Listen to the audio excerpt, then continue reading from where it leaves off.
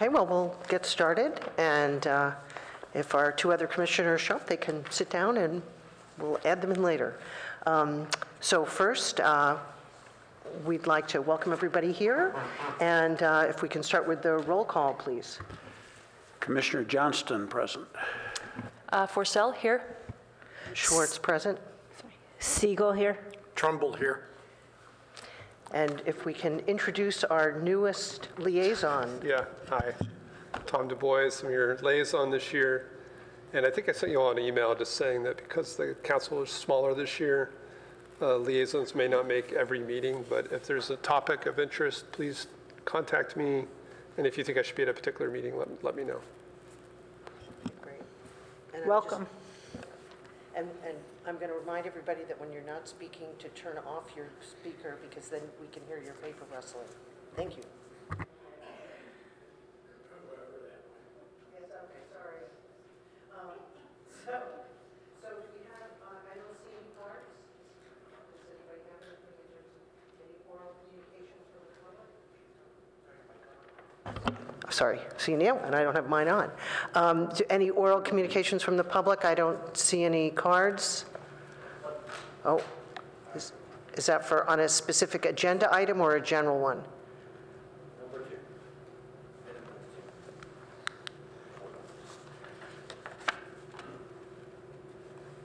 Oh, I don't know. Okay. Then we will save that for later. Okay. So first, approval of the minutes. Anybody have any comments or changes or adjustments? I'm ready to move. Okay. Go for it. Move approval. I second. Okay. All in favor? Aye. Aye. Opposed? Okay. We've got that done. Now, next, the agenda review and revisions. Any changes to the agenda that anyone wanted to propose? No? Okay, then we'll move ahead. Reports from commissioner meetings and events. Anyone? Just me, okay. So I had a couple this month, and one of them was with the city on it was the NorCal Water AMI Consortium. And it was held here in Palo Alto, and our utility led it, and it was representatives from quite a few of the utilities, water utilities in the area, including Sunnyvale, East Bay Mud, Santa Clara, San Jose, Sacramento Suburban, Hayward, Morgan Hill, and Mountain View. And it was very interesting for a couple of reasons. One, I think for me, one of the big takeaways was that AMI in the water area is not as developed as it is in electricity. So I think we have an opportunity to do some interesting and novel things there that have not been done. I think there were quite a few groups in the area who are further along, and one thing that was very nice was the generosity of spirit of people of different agencies being willing to share their labs and work with us, and I think it sort of reinforced the message that we should look to our colleagues in the area, that they do want to help us, and it was very positive. There was another thing that I wanted to point out, that there was an audit that our team, our utility proposed, that was a very extensive audit and inventory of all the different meters that are out there. And so I asked the question, was this something that seemed like a good idea? And the response was very much that yes, different groups said, oh, we would have loved to have had that. We wish we had that. So the kind of thorough planning that the staff has in mind for sort of looking at what's out there speaks well to how they're approaching the problem and should save us some problems going ahead. So I thought that was very positive. And so I learned a lot from being there. Then another event I went to was the EPIC Symposium, and that was up in Sacramento.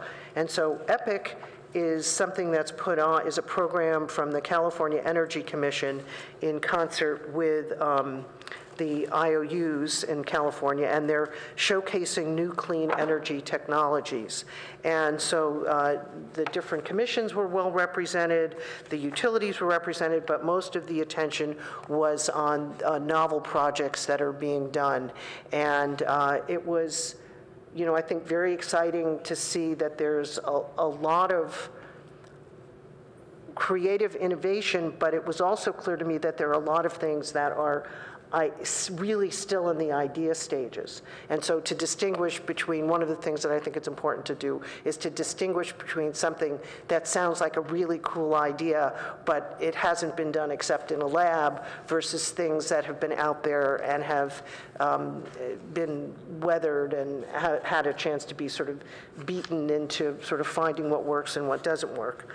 And then last night, I went to the State of the City speech given by our new mayor and our former liaison, Eric Filseth, now Mayor Filseth. And so it was fun to see him in this other role, and I think very exciting to know that the new mayor and the new city manager are both people that have spent a lot of time in this room working with us. So I thought that was very positive. And what the mayor had to say about sort of how he was approaching sort of housing and the challenges facing housing was in a very analytical and comprehensive way that I think is reflective of what one has to do with utilities. And so I thought that was a good thing. I could sort of see perhaps maybe some influence of being part of sort of watching what the utility has to do in sort of planning with all the interdependencies and complexities that are involved. So it was a good thing. And then my final was today. I was on a webcast from the Smart Energy Consumer Collaborative, and these were utilities who had all won best practice awards. And so the ones that were, I would say, in less sophisticated approaches were really demonstrating that the basic approaches to what works in terms of energy literacy and involving the community, that there really are techniques that just work, and they work consistently, independent of whether you're a municipal utility or an IOU. And so I think that speaks well for our experience going forward, that we can learn a lot. And then there was also someone from Entergy who was doing some really advanced stuff when it came to data analytics, and how that was very exciting. So I think that's somebody we really ought to talk to, a gentleman named Rayford Smith, who really is there doing some very cool things there. And so given the complexity of what we're going to be doing with multiple resource streams, that may be a utility that we have some really good lessons to learn from. So that is my events. Okay, now we're up for the General Manager of Utilities report. Nice to have you back. Thank you. Thank you very much, Vice Mayor Schwartz. Good evening, commissioners, and welcome, Councilmember Du Bois, to your first meeting to the UAC. We really appreciate you being on the committee with us. So thank you very much. So I have some items to talk a little bit about. So the first thing is sun shares. So our final tallies are in, and Palo Alto was the top research outreach partner to all the cities participating in the 2018 Bay Area Sun Share Solar Group buy program, both in terms of the number of solar contracts signed and the number of kilowatts of rooftop solar capacity that was installed through the program. Palo Alto residents signed 23 contracts for a total of 115 kilowatts for rooftop solar, and Palo Alto was the #1 city for purchasing of electric vehicles through SunShares, and our residents purchased 40%, 5 out of the 12 of the total EV sold through the program Bay Area wide. So we're pretty proud about that. A little bit about workforce recruitment. Over the past 6 months, utility staff has been participating, and we've been driving our participation rate to go to job fairs. To look at these career paths and to recruit these new employees and some of these hard positions that we've have difficulties in recruiting to. So just recently, this past week, we had some folks go to the Orville, and they went to the North Lyman's College. And so that's a college where folks, younger men and women go to get trained to, they're not fully ranged linemen at this period of time, but they learn a little bit about primary electricity, how to put poles together, erect that equipment together, how to set transformers, looking at secondary connection points, things like that. They come out with a Class A driver's license, which is a requirement in our lineman's class. Usually, typically, what we would hire these individuals for would be in two classifications. We have an electrical assistant position, which is the lowest level to get into the line section, and then also into an apprenticeship. They would be both qualified for that. And we have had some success going to this. This is a day that the Northwest Line College and their staff put on for their existing folks as well as their alumni come back to that day. And there's a host of tables of information for different companies. So it was one that we took advantage of, again, to get our name back out there for hopefully looking at some of the positions that come to the city of Palo Alto. Another one is the Spring Landscape Workshop. Our Spring Landscape Workshop series begins Saturday, March 9th, this Saturday, with the focus on rainwater harvesting to help residents conserve water and landscaping and reduce the runoffs. Please feel free to join us from 9 to noon at Mitchell Park Community. Attendants will also learn to take advantage of rebates on rain barrels, green roofs, some paving ideas. If anybody's really interested in that, it'll be registered through the cityofpaloalto.org/on-workshops. Another thing is APPA webinar on thermal microgrids. So next Wednesday, March the 13th, staff will be participating in the American Power Association webinar on thermal microgrids. The webinar is to improve economical sustainability and reliability in the building energy sector with thermal microgrids. The shares results is the thermal microgrid study conducts the past summer, and to please let us know. Can need assistance with this APPA webinar. So if you go onto their website, the APPA, on March the 13th, this webinar will be able to be available for everybody. Could you just give a definition of what's a thermal microgrid, please? So, yeah, if you want to. You can probably give a little bit better of a definition. Jonathan Abendschein, Assistant Director of Utility Resource Management. So a thermal microgrid is essentially a district heating and cooling system. Stanford University has what and I forget what the acronym stands for, their SESI system, which involves taking the waste heat from cooling loads and using it in places where heat's needed, like water heating or space heating. So essentially you have these sympathetic uses that reduce overall natural gas and electricity use. And we are looking at whether that's something that can be deployed in Palo Alto. So tagging on along to Vice Chair Judith, a little bit about, there's a AMI workshop that's going to be coming open on March 27th. The city's going to participate with the Bay Area Water Supply and Conservation and the Valley Water to host a workshop to advance metering infrastructure for AMI.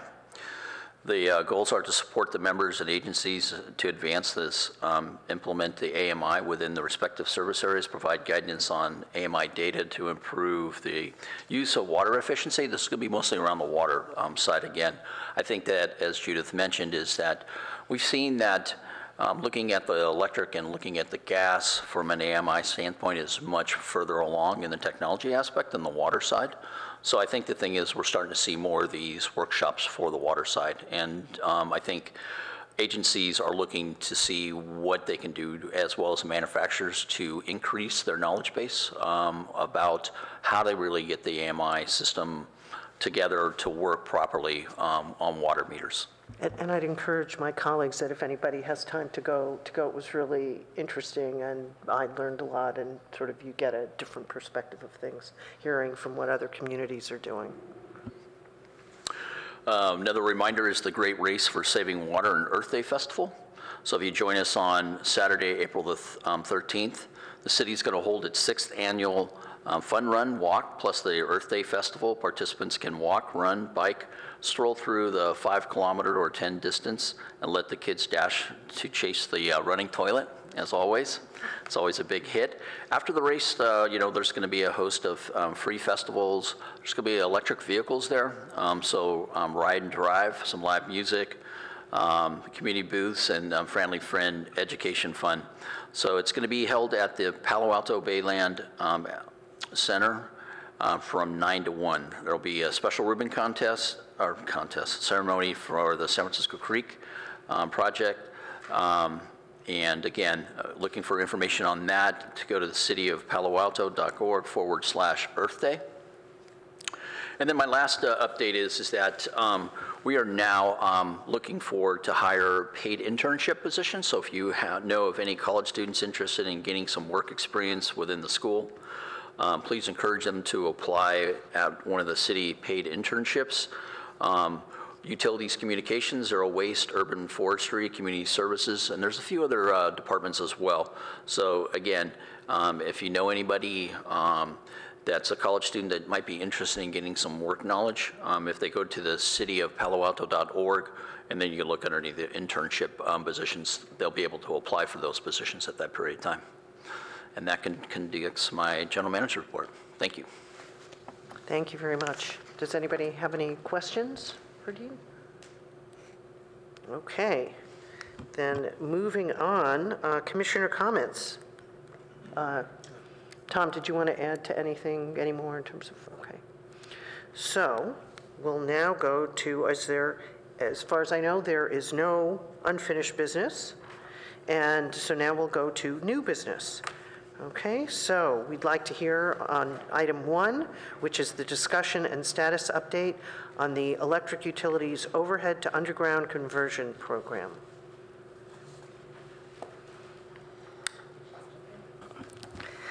Oh, good evening. My name is Debbie Lloyd. I am the acting assistant director for the utilities engineering group. Tonight I have with me Jimmy Pachicara, who is currently the acting manager for the electric engineering group. Sorry, is that better? Getting over a cold here, so I'm a little husky. So we provided a report to you just to give you a snapshot of where we are with the electric undergrounding program and the next 6 districts that we are going to be proposing. So just kind of give a little bit of background on the way that, since 1965, we've been undergrounding districts in Palo Alto. Those numbers, I'll put a map up in a minute, but if you look at where all these districts are, they're scattered around different places in the city. The numbering kind of at the beginning was it was just the first district to get done was number 1, and it kind of went along like that. We are now at District 47, but along the way, District 8 never actually got built or undergrounded. It was never formed. And we, for some reason, I still haven't heard the story, we skipped over 42 and 43. And so the last 2 districts that we undergrounded were 47, followed by 46, and they are in their last stages of completion. The next 2 will be districts 42 and 43, which I believe that's Jimmy, that's your next 2 projects. And then we have these 6 new districts that we are proposing. So I haven't done a presentation just to reiterate what's in the report, but just based on some questions we were getting, I have some graphics up here that we can look at. So probably one of the things that does jump out from the report is that we have really slowed down on the rate of undergrounding. And given our current expectations, current people resources that we have, we're seeing pretty much a 30-year planning horizon. Now, that's just where we are at this current time. We very much hope that we will be able to pick up the pace. But for now, realistically, we're looking at 3 to 4 years to get each project completed. One of the reasons being just the workload that we have for the engineering division and the resources we have there. So this is what I'm showing up here is all of our infrastructure projects that we have planned over the next 5 years. So obviously undergrounding is not the only thing that we have going on. We are also rebuilding previous underground systems. We have a 4 to 12 kV conversion.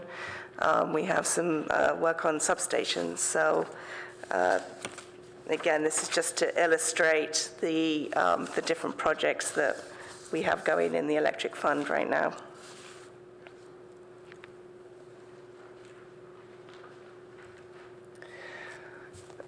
One of the I think this is something that I have noticed whenever we're talking about where are we with undergrounding in the city, what percentage have we accomplished so far. I hear numbers from 50 to 60%. So I have been bothering Jimmy for the past few days about what the numbers are. We've been pulling reports. And so if we refer to our handy-dandy utilities at a glance brochure, which I know everyone carries around with them, right? So in here, we refer to the miles of primary distribution lines. So we have 304, 306, depending which report we pull, of primary distribution lines. And of those, around about 190 is undergrounded. So when we look at our primary distribution, we're at about 62% has been undergrounded. Now, it's been pointed out that when people go around the city and they see the lines, they're not differentiating between primary and secondary and service drops. They're just seeing wires around the city.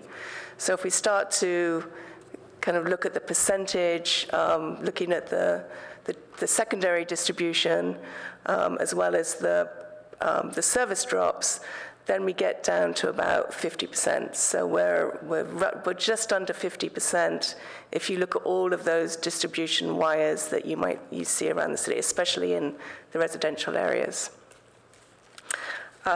Also, if you look at, so this is what I've got up here at the moment. I'm sorry, it's a bit of an eye chart, but this is our existing and proposed underground districts.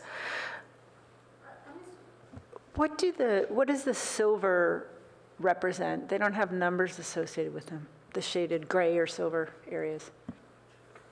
Those are undergrounded areas that aren't districts. Oh, those were, yeah, so they are undergrounded, but they weren't undergrounding districts. So any new development goes underground, but they don't get numbered as a district. So the districts are where we've done a conversion from overhead to underground, not where they've gone in as underground. So if you look at the city like that, obviously the area that is undergrounded, it looks maybe just under 50% there as well.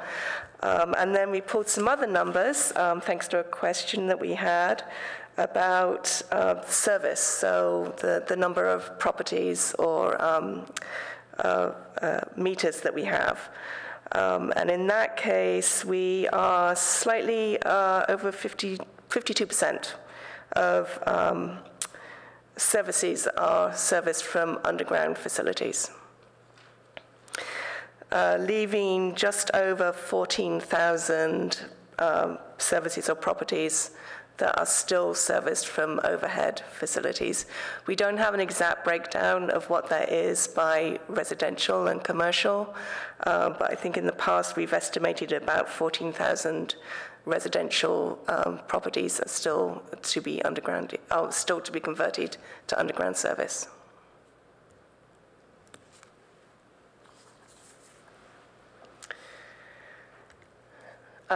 The next few slides I have up here, I'll go through them if anyone has any specific questions, but another question that we had asked a couple of times from the report is when you look at these specific new districts that we're proposing, you will notice that only a pretty small proportion of the properties along those streets are due to be served by the underground system.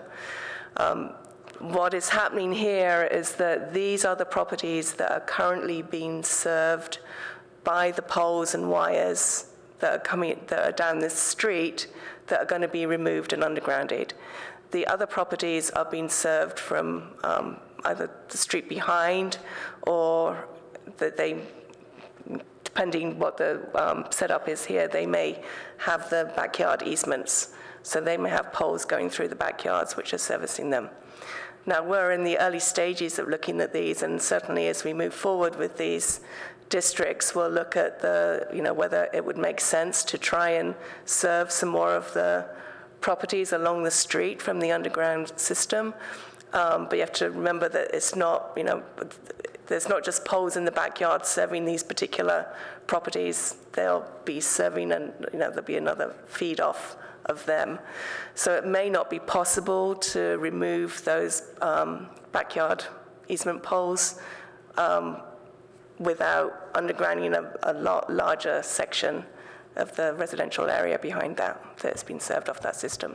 And to be undergrounded, do those properties in orange have to pay for the connection to their specific, so if not everybody who's in one of these houses agrees to pay for it, then the pole still needs to be there because you have to service the ones that didn't pay for the undergrounding, correct? They have to pay for their connection to the city system, yes. So this is part of the issue that we have that pushes these districts out for such a long periods of time.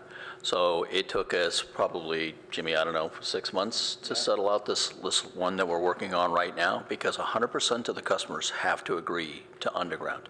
We can't just underground everything, rise up on one pole, leave it in front of my home to serve just me, and then continue on. So we have to work with those customers, and that connection cost, as well as most likely they're going to have to upgrade their panel, because right now the panel itself is getting an overhead line that comes from your roof line and then goes into your electrical box. So when it comes into the underground section, that connection point has to now come in through the bottom of the box. So the customer has to pay for that connection, and they have to upgrade their services. What does that cost? So typically that cost is usually between $3,000 to $6,000, depending on if there's anything special that they else want on that panel or whatever they want to do. But just an average cost, 3 to 6, to do that. So what Debbie was talking about is that in these backyard easement portions of it, if you think about it, is if the streets that we show, those homes are on Elm Street, and then you have a backyard easement, but they're also being fed off of First Street as well, the neighbor in the backyard. So you can't just take all the pole lines down just because you undergrounded Elm Street. So that's the reason why some of these homes that you see up here are in these backyard easements. It really feeds back basically two homes, basically in the backyard easement. So, if we could get half of the customers off, but the pole line will probably still stay in the backyard easement. And so that's why the ones that were new developments that were undergrounded all at once as part of the development, that's why everybody's in there. But if it's an older neighborhood, then it doesn't have that. Right, because as Debbie mentioned, then we'll have to open up the boundary of the district then at that point to pick up that other street as well, if we're going to take down the backyard easements, because they're being fed from the front side as well as that other side of those customers. And do we understand correctly that then AT&T may or may not agree to cost share in taking down, if you wanted to widen the undergrounding district and do the backyard easement poles, that might be at the full expense of the city? So part of the challenge that we have right now is that the underground districts that Debbie and Jimmy have talked about, we've got agreement with AT&T to do those. But when their tariffs, along with Comcast, because they're part of this player as well, is that they probably are not going to get, they don't have tariffs to get into the residential areas.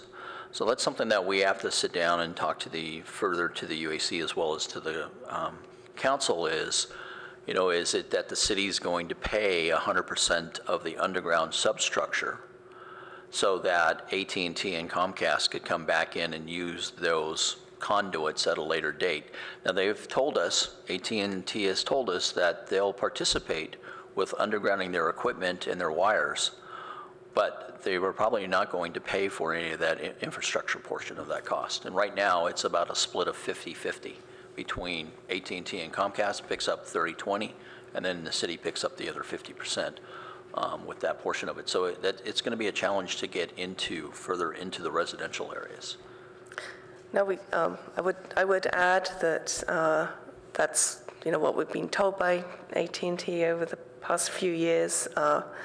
If we, you know, get direction to move more aggressively in residential areas, then further talks with them would be on the table. So. The current thinking is that the focus is on commercial areas. Now, with these 6, this is picking up some residential properties just because they happen to be in this area, and AT&T has agreed to these boundaries on these particular ones that we are proposing.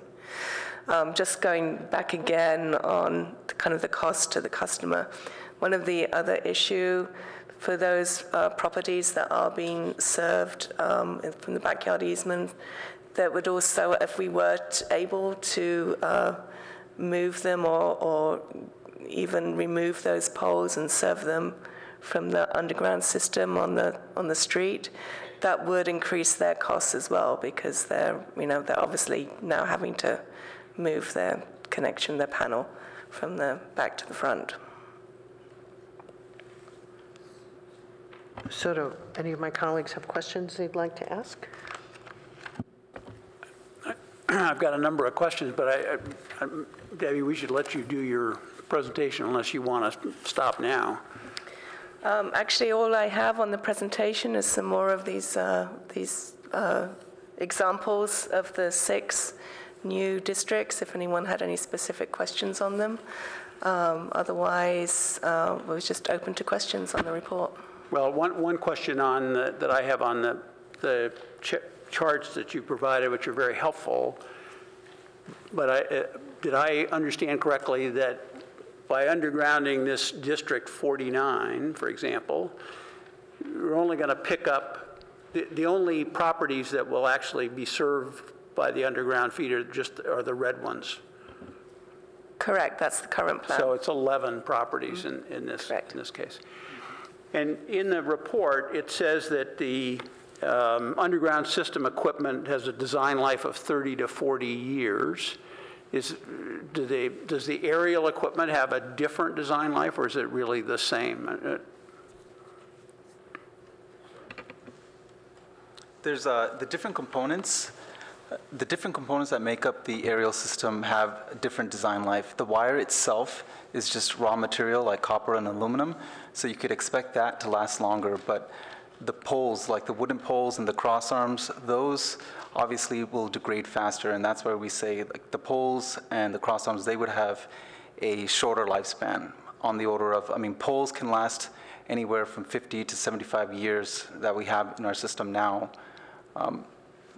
But the cable itself, again, the raw material, aluminum and copper, can last forever, but it's the insulation, the rubber material, that can fail, can end up drying up and failing, which is why we try to be proactive about replacing our cable every 40 to 50 years. I guess what I'm trying to get at is a comparison whether underground facilities last longer than the comparable above ground, or whether they last shorter period of time. Yeah, I mean, I would say that the overhead system can last longer because it's easier to replace. As a whole, we can replace poles as needed because we do inspections regularly, and we can replace the overhead system easier than the underground system. So if I maybe could add on to that a little bit. So the thing is that what we find is the deterioration of the cable in the underground section. This is something that we've been talking about, that, it's all about the heat around the installation aspects of it. So what ends up happening is that the cable itself, the bare cable itself, will last the length of whatever, from an aerial to an underground side, but the insulation portion of it that could cause some outages.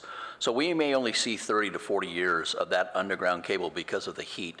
Remember, it's 3 pieces of primary cable in a 5-inch piece of conduit, and it's generating tons of heat that goes through there. This is the issue around putting transformers underground. It's again about the heat that actually deteriorates them much faster.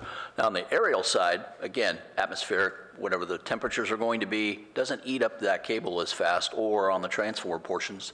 And we can see anywhere from 50 to 60 years on an overhead compared to right next door. And if you had a comparison of overhead to underground, there's a possibility that that overhead could stay for that period of time, and then equipment would be that way.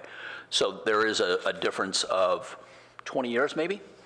10 to 20 years more aerial than it is to the underground section. Do you schedule the undergrounding of facilities kind of at the end of the useful life of the aerial, so you're not replacing usable aerial equipment with the underground equipment? Yeah, I think the only thing that maybe the caveat is that if we have more outages in an area, we may go back out and do a little bit more of an inspection portion to take a look at what that overhead line looks like, or even in an underground line that it may be not reaching the full life expectancy of the 40 to 60 years, depending on which system you're looking at. But if we have a lot of outages, we're going to go back out there and take a look at that equipment and see what the cause may be. But otherwise, when engineering looks at it, they look at that end of that life period for the equipment as well as the cable for the overhead and the underground.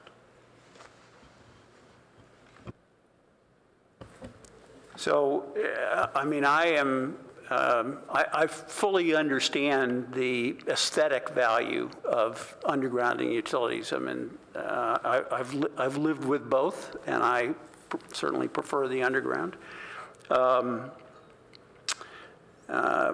But there's a little bit of a sense I get in this report that the staff is asking whether it would make sense to look at this program again. Have I missed something? No, I don't think that was the intent of looking at the program. This was, this is an update on where we are. We have, like I said, we're just finishing completion of our last 2 districts. Jimmy's ready to go with 42 and 43, and we were moving ahead with our kind of current direction to work with AT&T and come to agreement on kind of like the next batch of underground districts that we could do.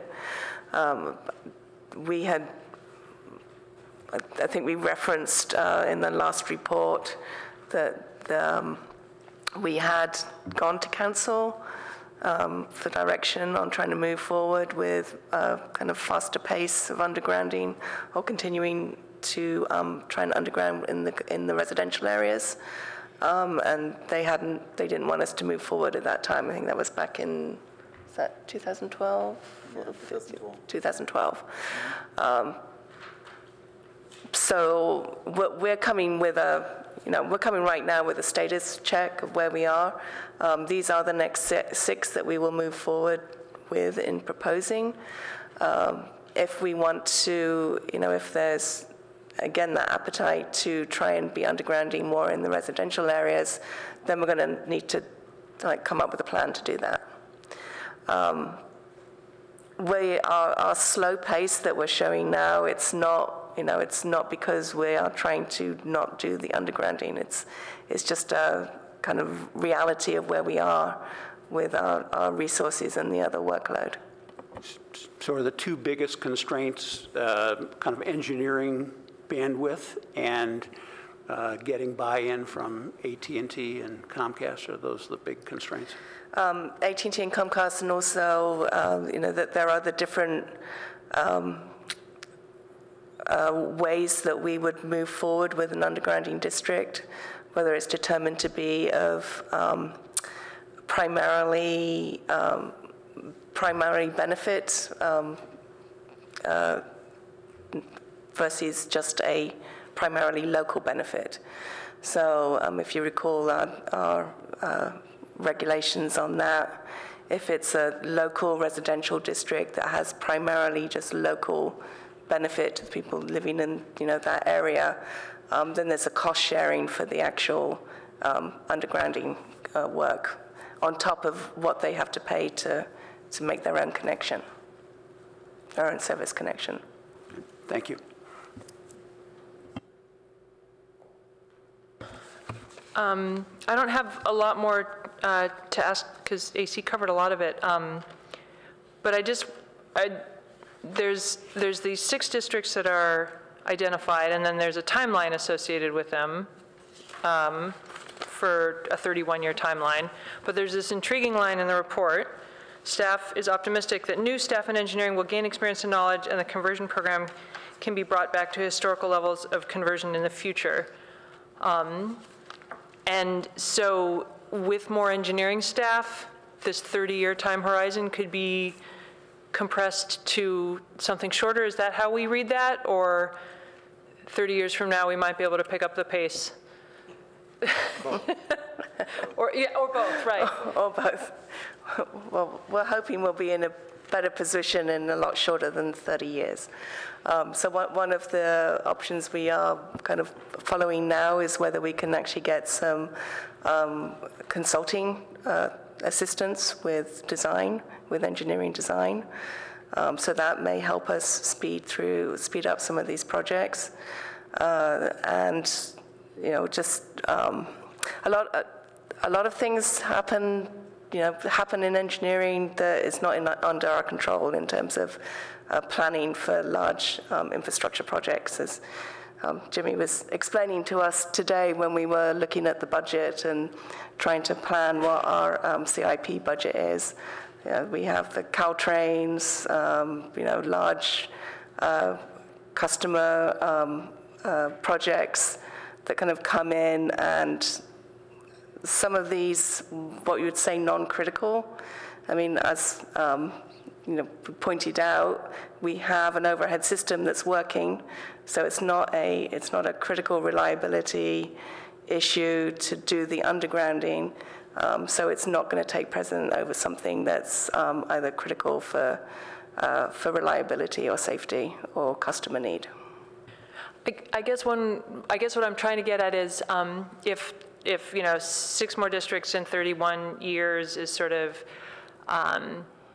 given current staffing levels and experience levels and the occasional Caltrain electrification project that sort of demands attention, if that's what leads to a 31-year time horizon, what's the best case scenario of with consulting help or with rearranged priorities, or like how quickly could these be gotten through in an accelerated scenario? Well, so I don't know if you can read some of the dates on here, but if you look at how were we powering through when we started this off, it was 2-3 underground districts a year were coming in. I doubt we'd get back to that, just given the rather more complications we have, and it's a lot more expensive for customers to do their own conversion, their own part of the conversion.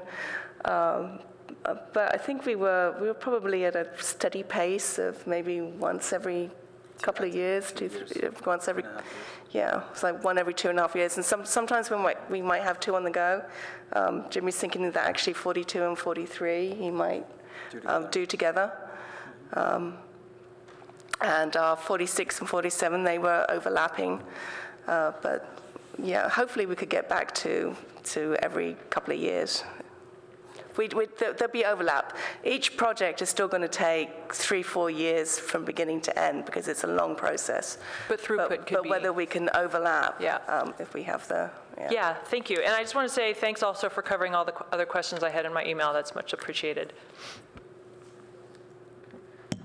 Yeah, I just wanted to make sure I understand something about the economics. So when we look at one of these districts, say 49, because you had it up, everything that's in the boundary line will be undergrounded, but there's only a few properties that will actually get their electricity from the underground, and they may still have poles in the back of the property. So are they having to pay for this underground? And then if the back property is undergrounded later, do they have a second expense, or how does that work? They won't have any direct expense.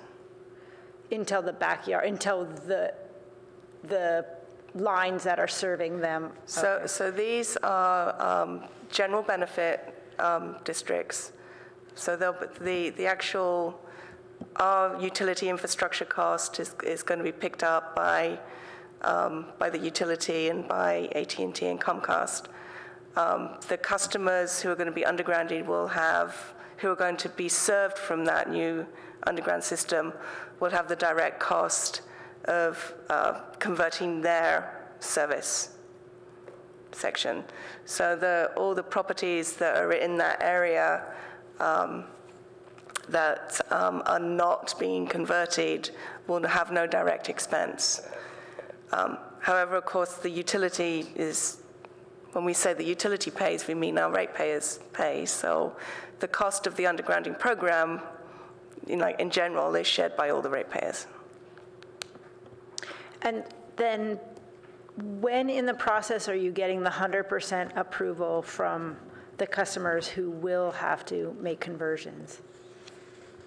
So I have never actually gone through that process from the beginning. I jumped in when they were in construction, but I believe once we go to council, have you worked through one of these? I have not, but we're still early on. So typically that's done up front. So when we establish the underground district portion of it, then we start going and notifying customers that their area is now in the queue for looking at the undergrounding section. So because the thing is, we need to work out those details with those customers. And like I said, these last two that we're working on, it took us 6 months to get the last person to buy into coming up with the funding aspects of it.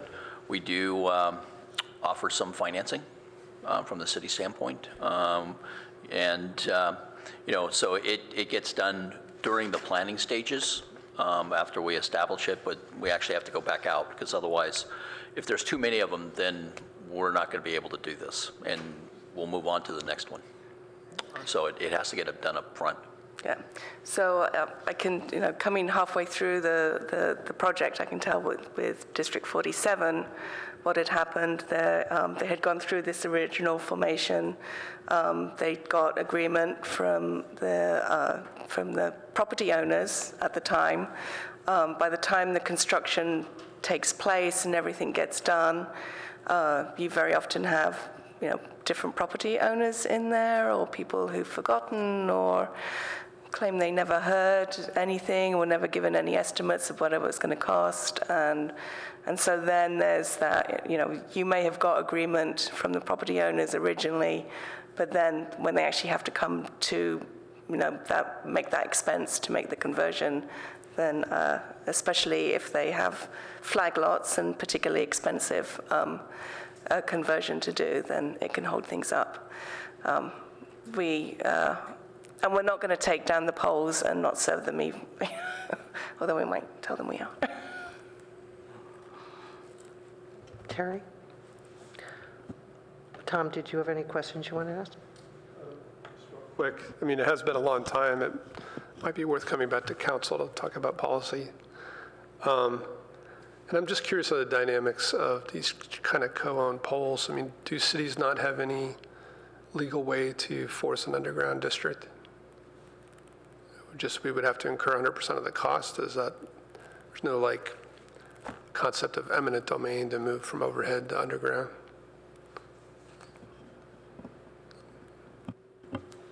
that would be one for our attorney. I mean, certainly, I think if we were prepared to pick up the cost of the customer side of the conversion, we'd have a lot easier the dynamic path forward. They co-own the pole. Do they end up like co-owning underground space, or are they like, is like AT&T actually losing some rights when we go underground? I mean, I think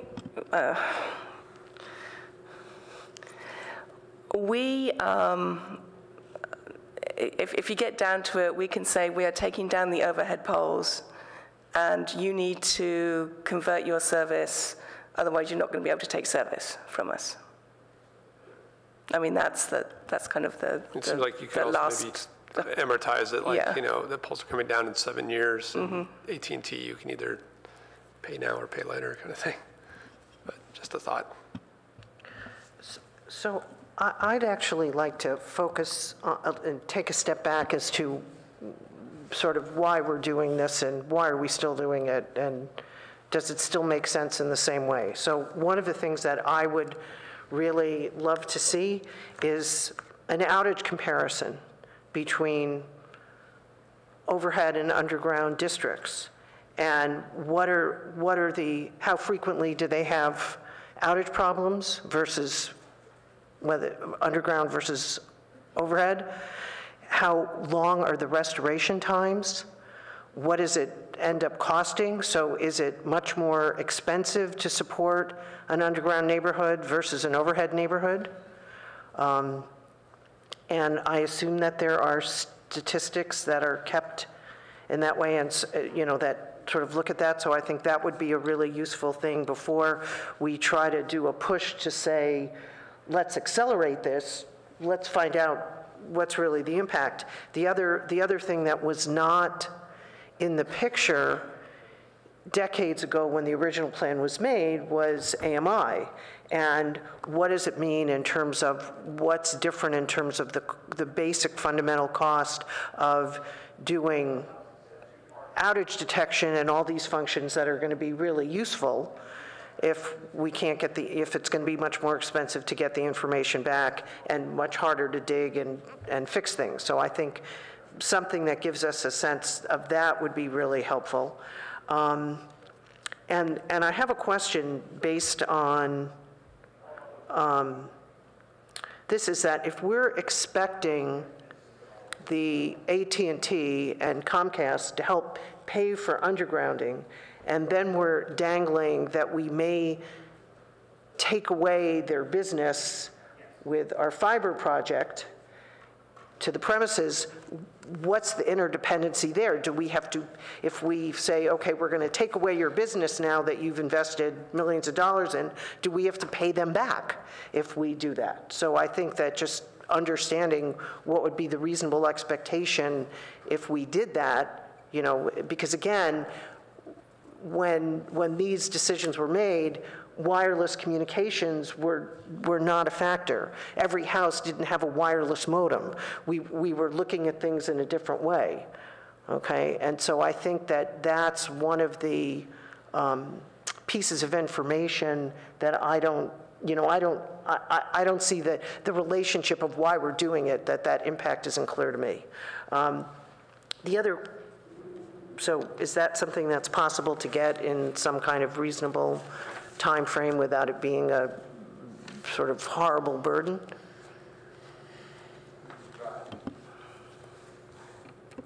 We certainly, I think you, Commissioner Schwartz, you definitely bring up some great questions.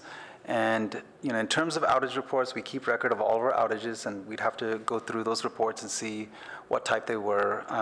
From my experience, I'd easily say that the underground system is more expensive to maintain. It takes longer to restore if there is an outage, but people like it, and so, but it's just something that, it's something we can certainly look at. I mean, like you said, outage comparisons and restoration times, those for sure I could say that, the underground system takes longer to restore and is more expensive to maintain. I think sometimes what it comes down to is people may like it, but how much did they like Right. it? Okay, and Right. I think that's what would be useful to us to quantify a little bit. Right. And then, you know, and do we have, you know, you mentioned something about financing assistance for people who just can't afford $3,000 to $6,000 extra. Is that like an on-bill financing approach? Is that what we use? Or so they have to pay it, they just pay it in smaller increments? Yeah. It's usually over about a 10-year period of time that we allow them to spread that cost back over, typically. And so again, you know, if one of the other factors is turnover of the properties, you know, again, when these were originally envisioned, the turnover rate might have been different than the turnover rate now.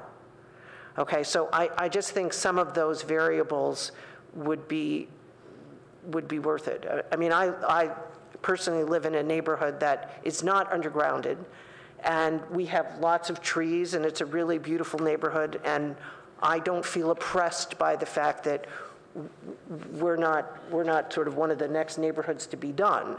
So, you know, I look at it and say, okay, reliability, you know, if we do some things that plant trees or bushes or things to deal with the, you know, the above ground transformers, because we're getting better reliability. I just think that we need to be looking at this in a larger context instead of doing it from just the perspective of, well, let's just keep doing this and we're going to do this for the next 30 years, whether it still makes sense or not. So I don't know what other people think about that.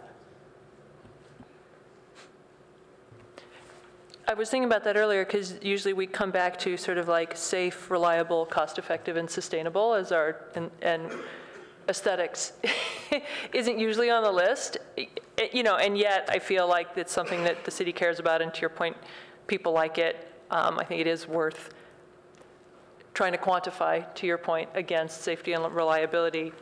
And you raise an interesting point about maybe some neighborhoods care more than others. I don't know. Feels like this, if the utility is doing surveys from time to time, might be a great thing to try to capture community sentiment about and see if there are neighborhoods that are more eager and neighborhoods that are less eager. It could be valuable information.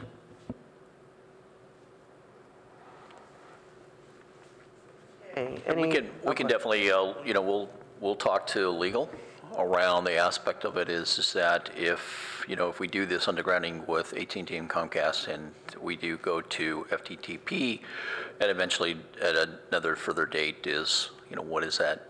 Are we liable for anything at that period of time? So we'll look into that as well. Okay, great. Anybody want to, since this is just a discussion item, we don't have to vote on anything, so we can move on to item 2, if there's nobody else. And Robert Hinden wanted to make a comment, a public comment for item number 2, which is the discussion of the new online portal. So, Robert? Hi, I'm Bob Hinden. Yes, I've reviewed the material, and on the slide 5, you talk about improved security features. And I'd sort of like to know more about what that means. You know, improve from what? And this system, I'm not currently using it, but I'm thinking about using it to pay my bill. But if you have all my personal information and credit card or bank, I would really like to know what you're doing is more than just improve security, but exactly how you're making this secure. Thank you. Thanks very much. Okay, and now the staff report, please. Good evening, commissioners and council member. I also want to welcome new council member Allison McCormick.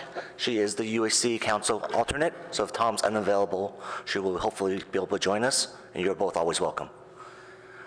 My name is Dave Yen. I'm the Utility Strategic Business Manager, and next to me with us tonight is Kevin Enderby. He's the Principal Business Analyst, and he's also the Project Manager for the utility portal.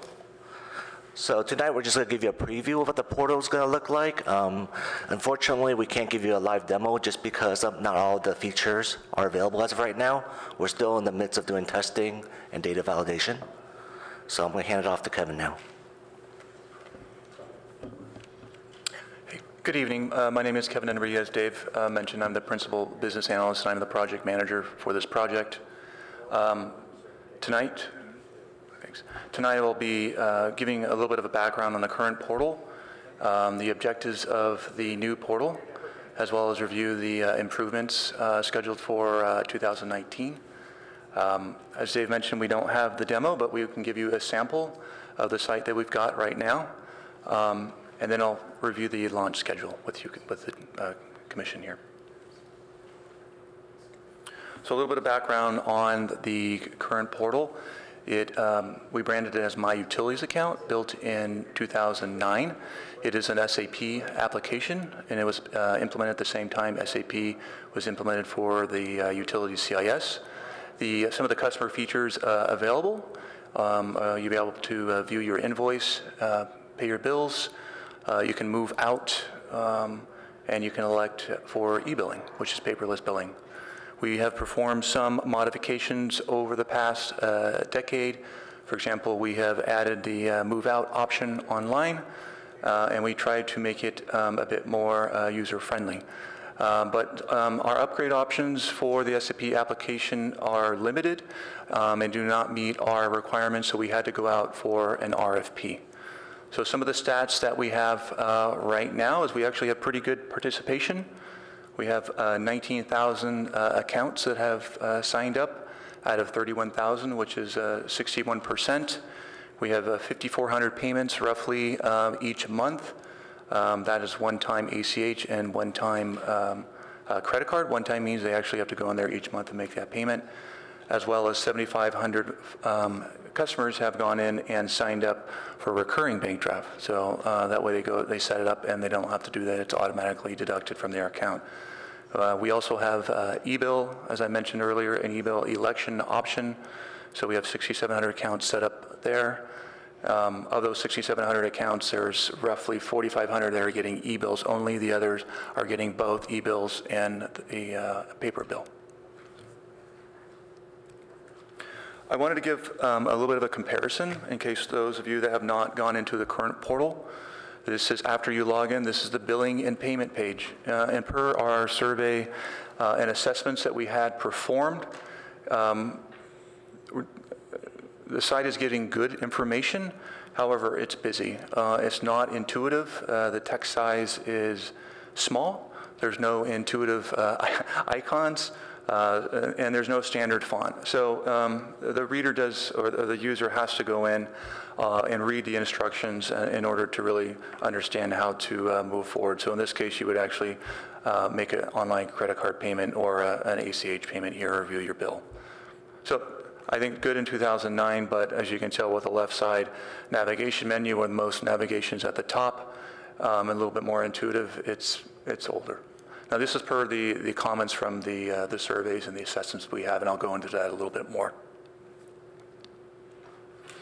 So some of the objectives that we had for the new portal, we want to increase customer engagement, the number of times that the end users log in by offering some new functionality and features. We want to increase satisfaction and convenience as well as productivity. Per our assessments, we do not have a mobile experience right now. So if you were to log into the site with an iPad or an iPhone, you would have to kind of pinch in order to see it. So it does not render properly right away. It does not scale.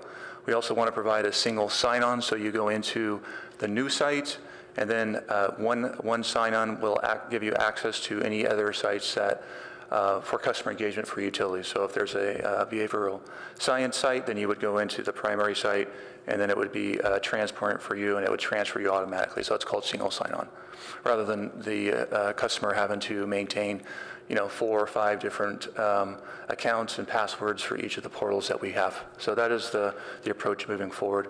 We also want some operational efficiencies, reduce the number of incoming phone calls, but also give information to the customers so they don't have to call in. So some new services and information online.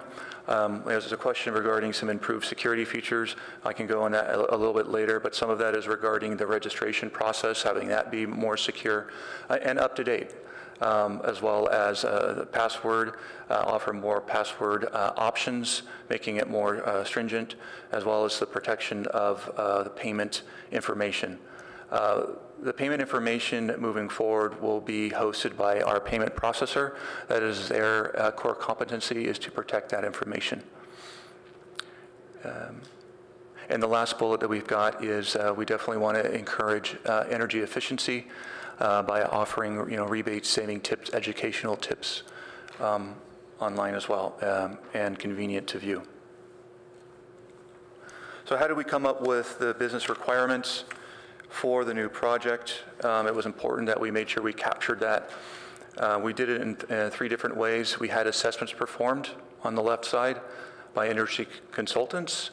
We had a survey that had gone out to the core users of MUA, as well as we brought in our front office staff. So I'll talk a little bit and go into detail a little bit on the assessment that was performed. I believe there were 2 performed. They happen every other year, and the eSource will log into our account or an account. It's usually a test account, and they will go in and look at the features, and they will rank them. So if there's no mobile experience, then they will score a 0. They provided, based on those assessments, they provided the input and the improvements required for the new portal, and our site was ranked in the last quartile, which is towards the end out of 100 websites. Yes? I apologize for asking this question in the middle of this, but is all the work you've done for us to build a custom one versus going up? No, it's not custom. Okay, so this is, you're leading up to that.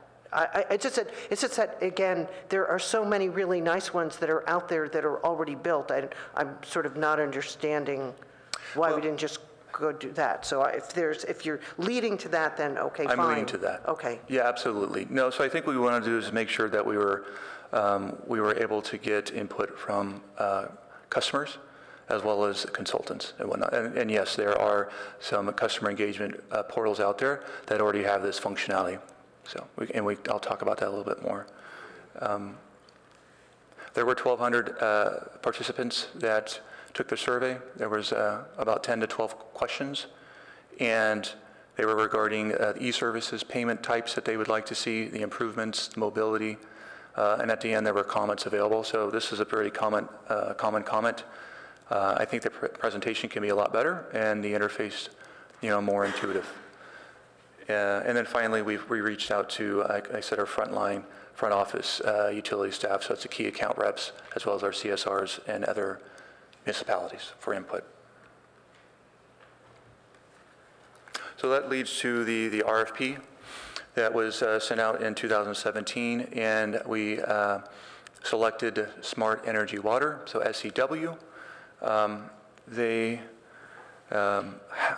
don't want to say they're the leader, but they definitely have a presence in utility customer engagement portals and products. They're hosted. It's a subscription model. And below are the current scope and the features for 2019. On the left, some of those items were in the assessment to improve, which is the mobile experience that we talked about, fits and sizes to any device. So that is the mobile optimized experience. We also wanted to provide a separate mobile app and the modern look and feel. And I won't touch on every one of these, but I just wanted to highlight the ones that I felt jump out based on what their assessment or their survey stated.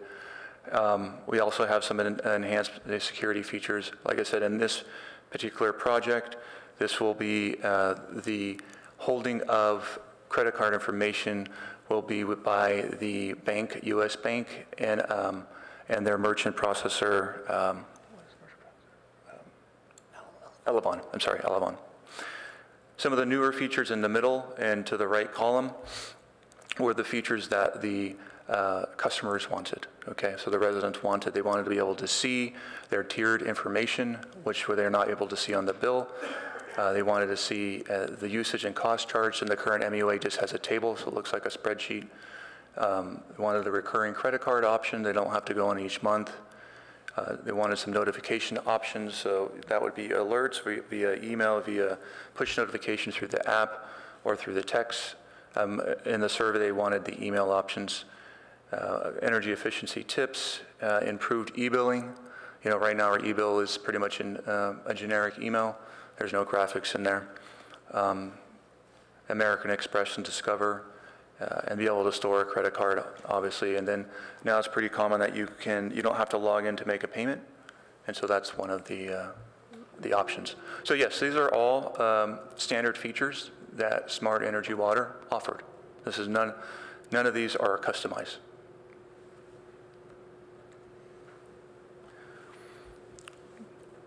So again, we apologize for not being able to provide a live demo, but this is a sample of what was released to us a few weeks back.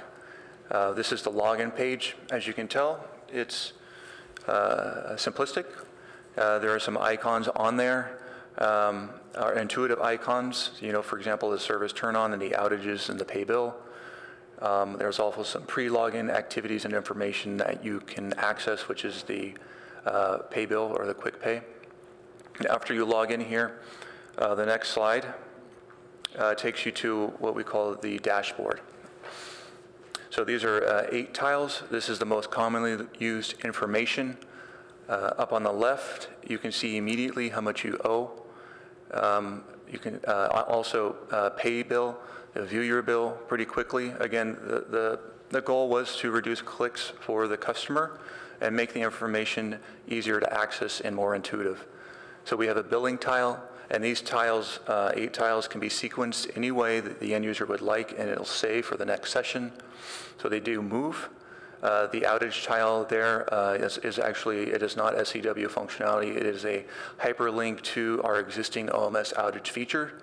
The SEW outage functionality is on our roadmap. Not sure exactly when we'll be able to move that in. It depends on the new OMS. The notification tile alerts us when there alerts the customer when there's notifications, as well as it gives sort of at a glance the information for the customer that they need. And of course, at the top, there's the menus items at the top where you can click, which is the My Account, to add payment information, change your address. You have your billing, of course, the billing specifics, the usage, which gives the charts for all your metered consumption. You have some compare options there. Outages, again, it's the hyperlink over to the existing OMS. Notifications, which are inbound. Some of the Connect Me social media, as well as outbound notification.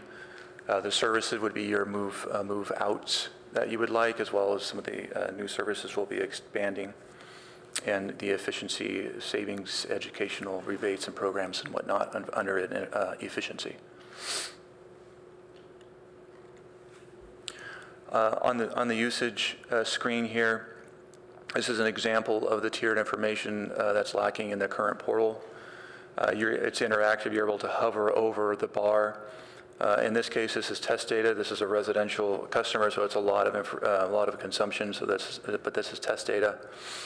When you hover over, you'll see which tier. You'll see the billing period at the top. You can switch between electric, water, and gas, and then you can toggle between your usage in this case or your cost. That was my question. So you can, because I can't, because the numbers are too tiny. Can you see that that your bill went from $100 to $75 to, rather than looking at kilowatt hours, which is not meaningful for a lot of people? Yes, I'm sorry, I didn't let you finish. Yes, so if you were to select the cost, you would see the last 12 months, and you would see, yes, the upward or downward movement. Absolutely. Quick question. Yes. Is this user interface customizable or customized at all for CPAU, or this is pretty much what you get from Smart Energy Water? They gave us some freedom to add certain features. So some of them, so yes, some of it is customized, if you want to say, but they have, it's within their template, okay? So they do allow some leeway. So certain customers may not see the billing period, but that was something flexible enough where they felt comfortable to add that. Yeah. So we wanted to make sure that you had the billing period at your fingertips. Yes. This is the last slide for the preview to the new site. So this is the smartphone view. I talked about scales to any device and mobile optimized. This is not the mobile app, which we'll be talking a little bit later on. So if you were to open up your smartphone, you log in and you open your browser, This is what would render. The left side was the dashboard that we looked at with the 8 tiles. In this case, it's enhanced. You can see the left corner first tile, which is, hey, I want to be able, that's the most commonly used or common reason to log in is to view the bill and to pay the bill. And then you would scroll down to see the other tiles. On the right, if you were to click on the billing for more information, you can see some of the charges. I do not have a view of the mobile app yet. That will be coming within a few months. Okay. So this is a mobile optimized, whatever device you're using, it will scale to that particular device. Their mobile app that I've seen is pretty nice. I've seen their app, good. and Okay. it's a really nice one. Great. So that was one of the reasons why we went with him. So what is the launch? What is the launch schedule, and what is the plan? So we're planning for a soft launch with 100 to 200 customers participating, comprised of residential and commercial customers. We don't have an exact list right now. We welcome the UAC and council to participate in that. If you are open, we would love to have you and your input. So an email, and I'll go over it a little bit more, but an email will be sent out advising that you are part of this program. Any issues, obviously, that you experience would be, logged and taken right away. After you logged in a few weeks later, we plan on sending out a survey for the experience, and we'll ask very detailed questions. And then at that point, we will make any adjustments that we can. Once it's deemed ready to go, then we will plan to do the full launch here at the end of the summer and make it the portal available. Again, I have a note here. The exception is the mobile app will be available a few months later. The vendor wanted to work on the portal, make the corrections and enhancements, and then move all of those into the app a few months later. So it's a kind of a phased, agile approach. At that time, then the current portal MUA would be phased out. It's typical. I'm sorry, do you have a question? Yeah, I just had one question. If there's only one member of a household who's on the account, will other members of the household be able to use the app, or do they have to get added to the account first? It is. There's some details that I'll have to clarify, but in general, there is one email per account, okay, we'll call business partner per user, and then there's guests allowed for that. So that there is some sharing options for that in case there's multiple, obviously multiple adults or users in the household. So. And then moving into 2020, it's pretty typical for these releases that you're not able to complete all that you had planned for, or anything, I won't say corrections, so those are going to be resolved, but any remaining enhancements that we could not put into the 2019 launch, we would include those into 2020, as well as our roadmap, any of the items that we have in our roadmap. The roadmap is not completely ironed out yet. We'll be able to understand a bit more after we've gone live. We have some ideas. For example, I mentioned that one of the surveys that we sent, that customers want the email alerts. So, for example, you have a new bill, it's due, or it's due. Your invoice is due within a certain number of days. So, some of those options, we have that currently for email. We have that if you have the app. It's called push notification. We are looking at the text alerts and whatnot, so you can see that on your phone. And I'm sorry, go ahead. I'm sorry. So just one final slide. And this is a high-level marketing and outreach strategy. And most of the activities will surround the full launch. For the beta testing, though, the soft launch that I discussed, we will have emails and some surveys going out. I will mention that SEW, which is our vendor, they do have a marketing outreach strategy team that helped us develop this. To note, when we do perform the full launch, there will be announcement videos SEW has a production crew that will be coming on site and creating these videos and making that available, as well as tutorial videos in case it's not intuitive and you wanted to learn pretty quickly some of the new features of the site. So, as well, of course, the traditional print and digital ads and direct mailers and other items. So that concludes the formal presentation. If you have any items for discussion. Terry? Lauren? Anybody? Great. So I have a question. So so a week from Friday, SCW is putting on an event along with some other organizations in, I think with Z Prime, up in Redwood City. So I wanted to know, and so I got an invitation to that. I didn't know if anybody else did, but it's a one-day event. They presented it to me as a free event, so I don't know. But if anybody else is interested, let me know, and I'll make sure I put you in touch with the organizers. And then I just was curious if anybody from staff was planning on going. We did not get an invite. It doesn't mean that we won't sort of last minute, but we did not get, it was advertised. They have upcoming events and the staff will put the upcoming events on an email, so I did notice that, but we were not formally invited. Okay, and I will double check with the city attorney to make sure that, you know, if they provide lunch, do I have to pay for lunch or something? Because they are a vendor when. Sure. Because I wasn't sure when I said yes to it that this was who we were doing a portal with, so I just didn't know. But just know that I think I should not be the only one there, is okay. What I'm saying. And so and it was, you sort of had to apply to participate. So anyway, I think we should get, if any other commissioners, are you interested, Tom? No, okay. But you just wanted to make a comment? So I haven't used the portal, and I will. But when I do my bill pays through my banking account, and there are a bunch of monthly vendors that show up, Comcast, cell phone companies. So instead of having people come to our portal, what does it take to have Palo Alto Utilities show up in Chase and Wells Fargo, like automatically in their e-bill systems? So, we've got a number of technology projects on our roadmap.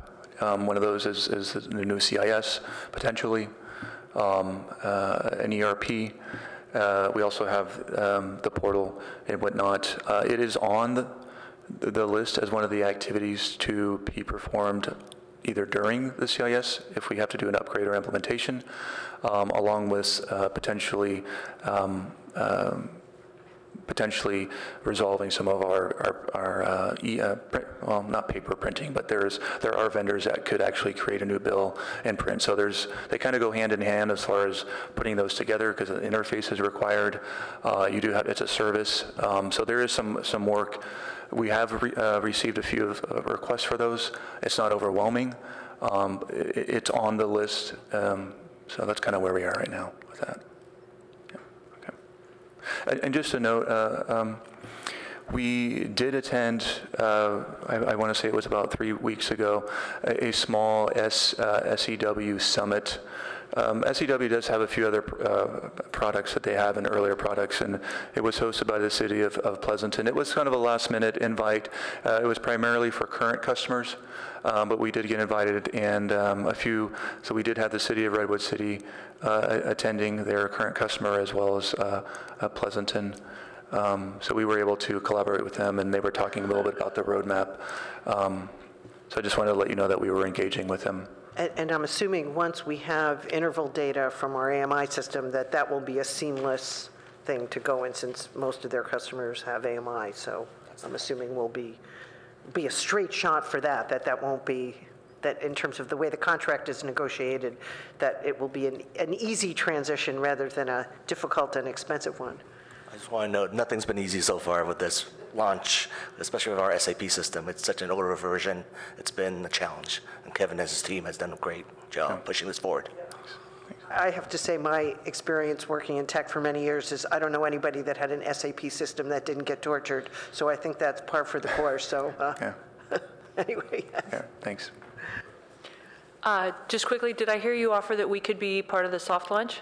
Yes. I'd like to, with enthusiasm, sign up to be a beta tester in the early release. We will send you all email invites. If you're interested, you can sign up. Okay, great. Okay, great. Thank you very much. All right, thank you. And so, wait, there's nothing, it's just a discussion. So, okay, so now we move on.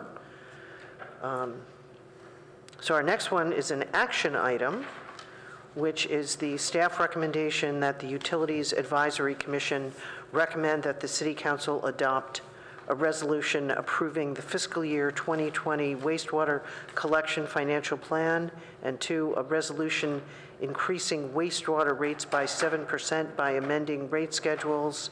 And we'll go into the detail of what you're doing. So thank you. Good evening, Commissioners. Jonathan Aubenshine, Assistant Director of Utility Resource Management.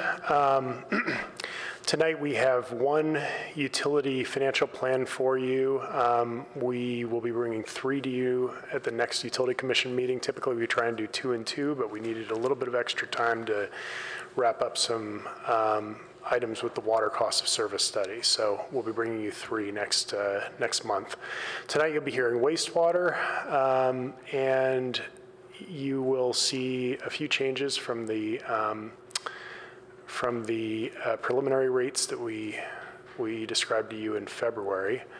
So we'll get into that. We also have an expanded presentation, and so I'd just ask that you give us feedback on how much or how little time you'd like us to spend on the background sections of the presentation as we get into it.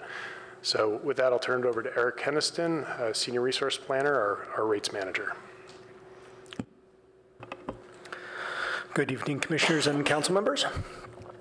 So tonight, as John mentioned, bringing the proposed wastewater collection financial plans and rates for FY 2020. Slightly different proposal than what we brought to you in the preliminary view. For tonight's, for the wastewater, it did not change. We're still recommending a 7% rate increase. We are looking, though, at possibly reduced rate increases for the electric and gas utilities. We found some places where we might be able to change expense profiles. And water might have a slightly lower rate increase there as well, but we're still looking at about an overall 4 to 5% bill impact for residential customers. So one of the things we like to constantly talk about are ongoing cost containment. We are always constantly striving to go over our costs, take a look and see where we can shave and save and do better. So it's consistent with our utility strategic plan. We've started going through cost containment policies and review internally. We've gone through, taken our rates to all the division managers, and from there they've taken a look at it and seen where they can maybe cut back or where we can save and try to bring down some of these rate increases. We also have ongoing management review of personnel actions and a regular review of performance metrics and expenditures. There's a variety of cost containment examples up here that we could go through, but big ones, gas prepay arrangements for discounted gas, that's going to save us money on that side. Cost gas transmission, advocacies. We do a lot of advocacy work through agencies that we work with, BOSCA, many acronyms that I could throw around, but in working with these agencies, we're working to contain costs that we as member agencies see coming upon us. So with that, I'll launch right into the wastewater utility. And again, our FY 2020 proposal is for a 7% rate increase with future projections of 6 to 8% in the years to come. And notice I say 6 to 8%. What I currently have in the slides is an 8% view, and that's what I had in the proposed. At the very end, I will show you another view where we've looked at our long-term CIP expenditures, and we might be able to lower those future rate increases a little bit. So some basics. The wastewater utility, we have 5 partners. In the wastewater, let me just start all over.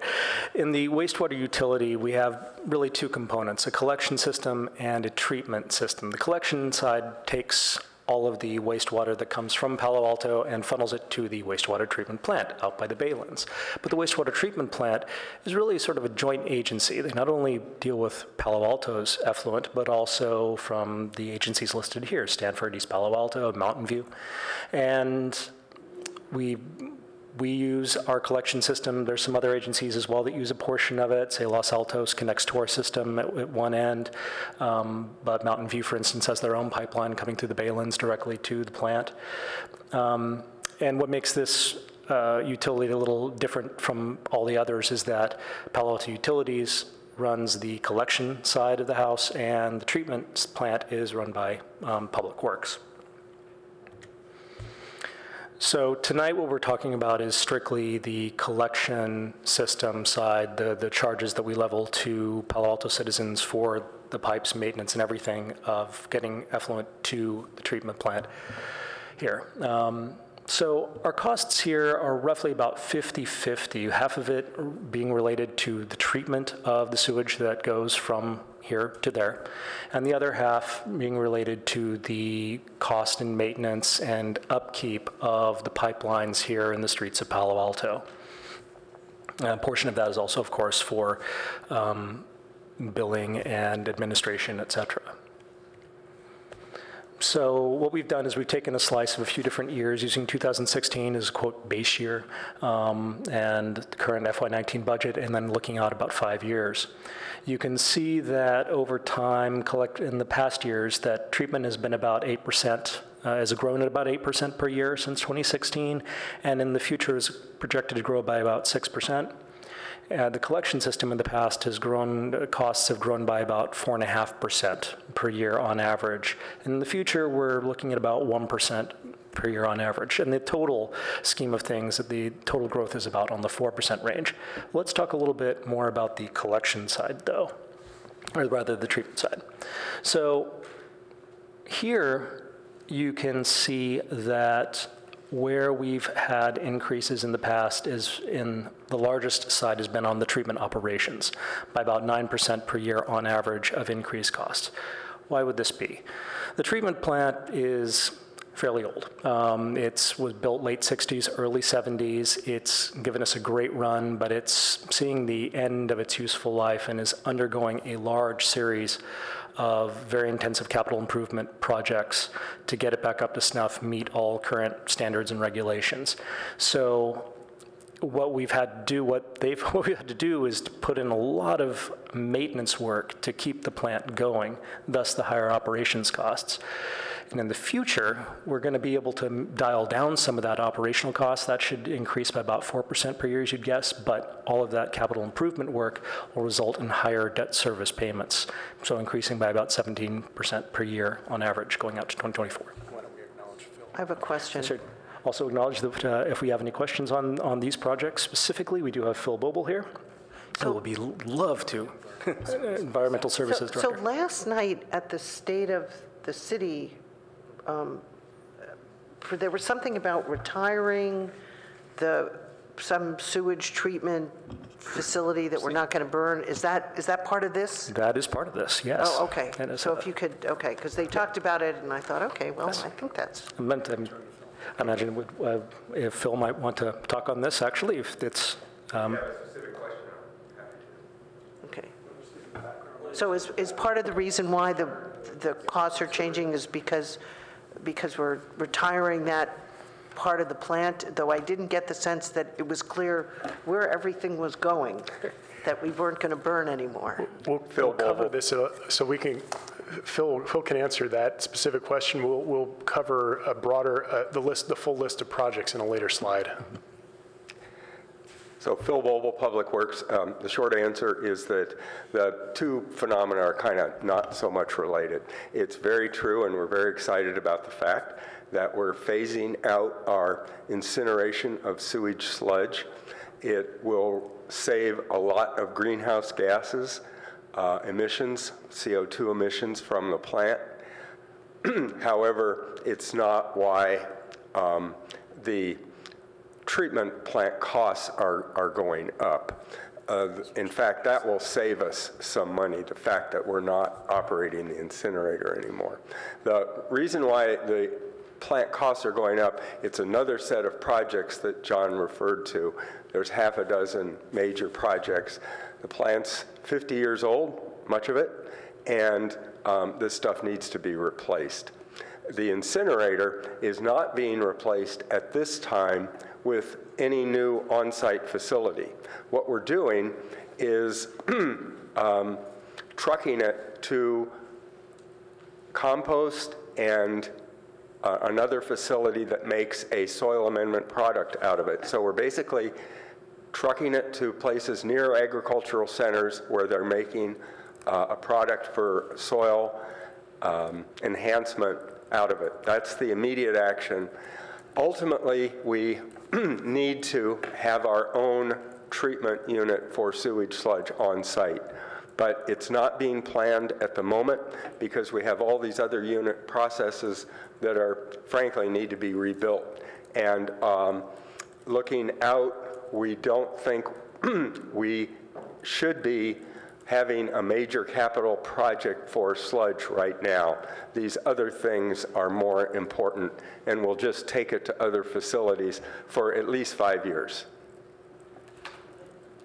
And so are we just exporting the carbon issue, or is it really changing how it affects carbon in the atmosphere? Yeah, so it is better. These other locations are better because we can't prevent human sewage from eventually going to CO2, right?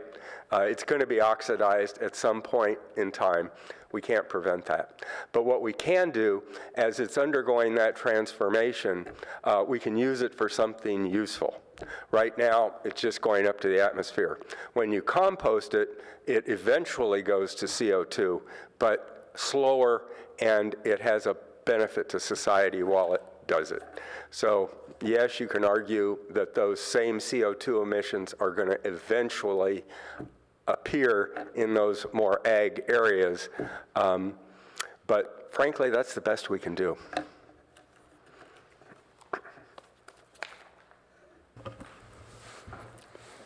Yeah. And as Phil mentioned, we do have a variety of rehab and replacement projects, actually, that are listed here on the screen. So we have fixed foam reactors, $10 million, approximately $100 million total of projects that are being planned over the next several years. So that's the treatment side. Let's move on to the operations side, or the collections side of the house. So here, again, it's about a 50-50 mix, with about half related to the operations, the general cleaning, maintenance, and ongoing rehab of our existing pipelines, but also half is related to capital improvement, and that is the physical replacement of aging pipelines within the streets of Palo Alto. We have a very small debt service component, which is actually, I think, slated to go out of, we'll finish that final payment in 2023.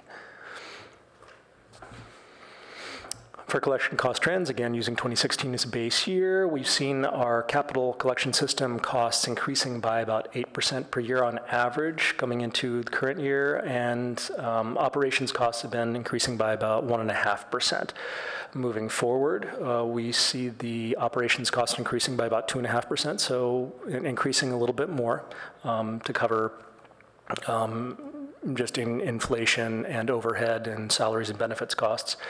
The collection system capital between 2019 and 2024, it's showing no change, and part of that is that we had a very large project in 2019 related to the downtown University Avenue project, but coming into next year, the thought is we're going to actually have smaller projects, and then they'll slowly ramp up over time. That's the view that is currently in here. We do have, like I said, another view in the future where we might opt to stagger capital improvement projects year over year, and I'll get onto that later. So again, what are some operational and capital cost drivers? Again, health, retirement, associated overhead costs are the main driver going forward. But also again, and it's a story that we can share from in pretty much all utilities, is the cost to do construction, especially underground construction, has just increased substantially over the last several years. We have a graph of that actually to show where we've been between, say, 2010 to today. For all the utilities, you can see the dollar per linear foot is, used to be down in the $100 to $200 range, and now it's in some cases upwards of $400 to $500 per linear foot for replacement. All that said, though, Palo Alto has got our residential bills are about 29% below the average cities in our region, so we're doing quite well when it comes to our wastewater rates.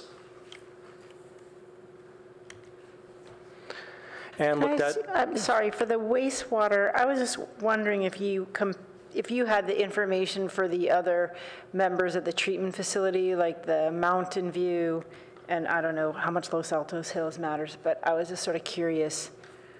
Sorry, Mountain View's there. It was Los Altos Hills and what's the other members?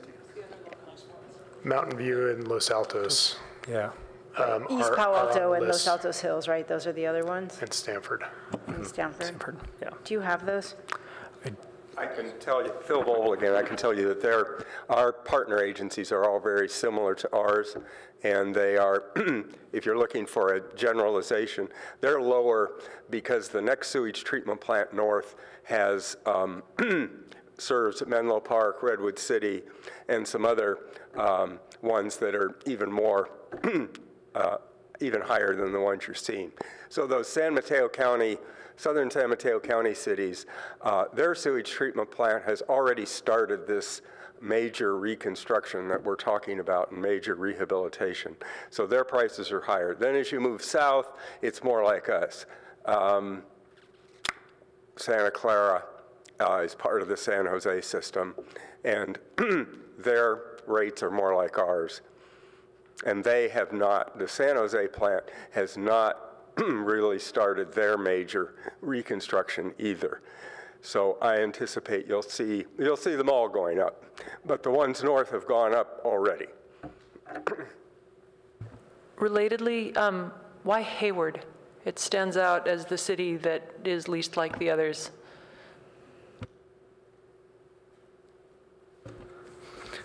Well, from a treatment plant side, they're more like us. They've not initiated major rehabilitation, major projects there. And so I think that's probably a major part of the reason. So we choose the same comparison cities across all utilities, and so on some utilities the comparisons are a little more relevant, and on other utilities are maybe a little bit less relevant. Hayward is one community that we've chosen because they are they're similarly sized, but they're East Bay, a slightly lower income community, and they often have lower costs for their utilities, and so they're an interesting comparator just to see what some of the lower cost utilities are. And I don't know that that's entirely driven by efficiency. I think some of that's also driven by just lack of investment in the system. But I think it's helpful to get a good range of utilities when we do our comparisons.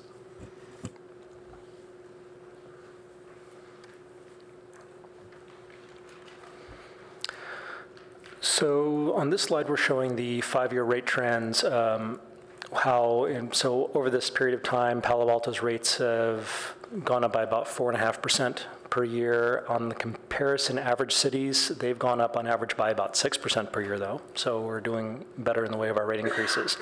All of us are increasing by more than both the CPI for the Bay Area average, about 3.2%, and on the CPI for just water and wastewater increases on a national level, and that's going up by about 4%. So in general, I'd say here in the region, we're all doing more to try and improve our infrastructure. And so now that we've talked about some long-term views, let's focus on the 2020 projected cost changes alone. Total costs are not increasing by a whole lot between here and 2020, about a 1% increase overall. Some of the majority of that is driven by increase in treatment costs. We have a slight decrease in ongoing capital and a small increase in ongoing operations on the collection side. Eric, can I add?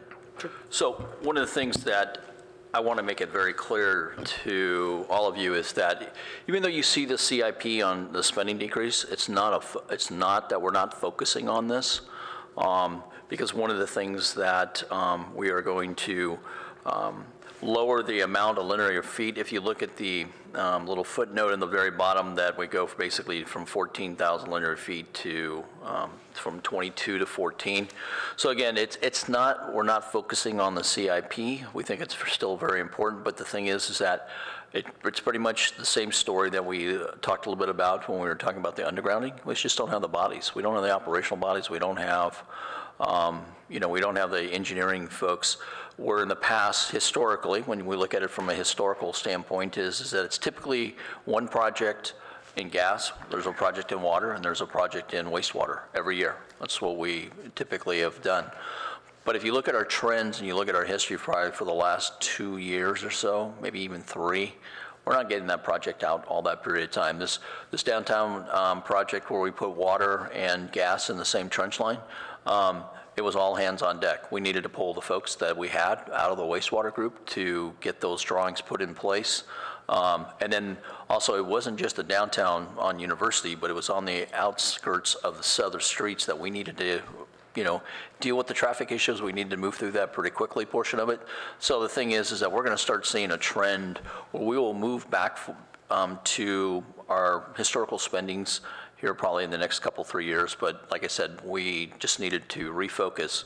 But again, I want to assure you that it's not a defocus on our point from a staff standpoint, that as you see projections in the gas and also on the water, that we are going to lower the amount, or we're probably going to stagger some of the projects because we just don't have the bodies to go every year to get a project designed, a project that's going to be constructed, and then at that point, usually we don't typically can get the project done in the same year as we put it out.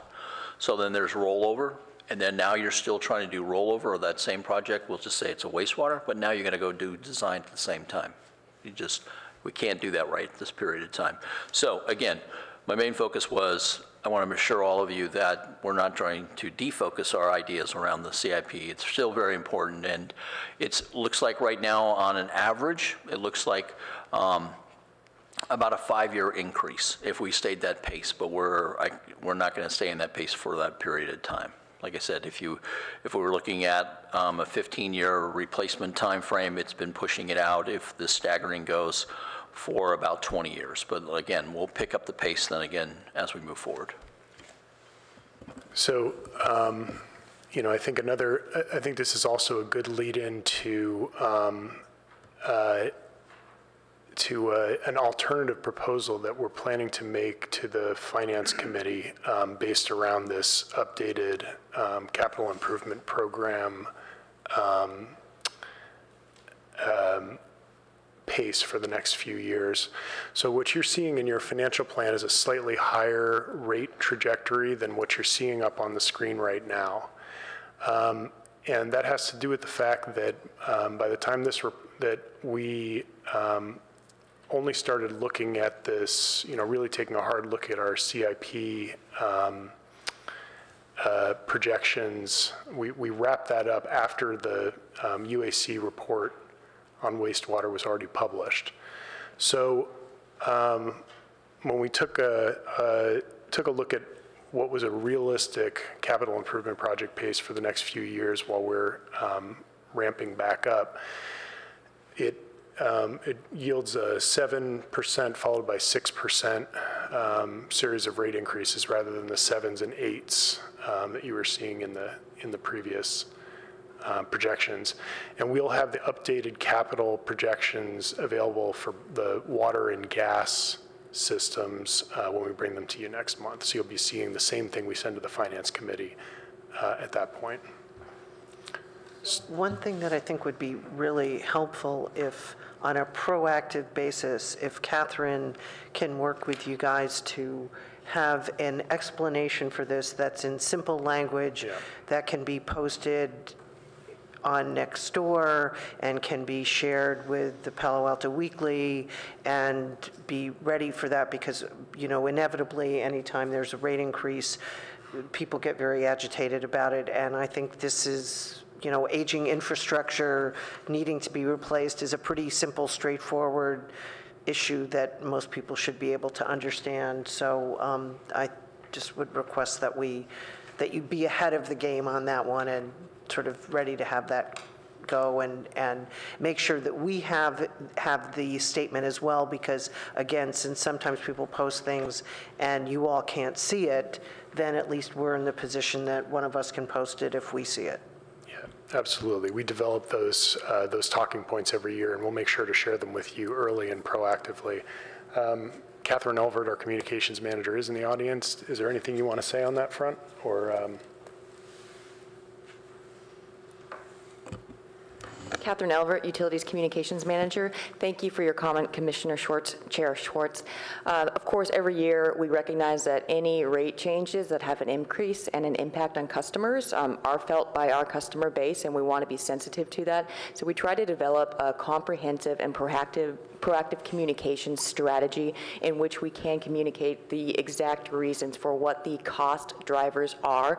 And again, to what Eric and Jonathan are saying, what we are doing to contain those costs, because we are sensitive that we are here to provide a cost-effective service for our customers. So we will be sure to make sure that we are communicating this across all of our print, digital, and online communication channels. Thank you for your offer to assist in that matter. So just one more note on this updated projection. What we're looking for from you folks as an action tonight is a recommendation to the City Council to approve the wastewater financial plan with the updated capital projections that we're presenting to you tonight. So does anybody have any more questions or comments? Is there an updated, the projections of where the reserves are based on the new, your updated projection of rates?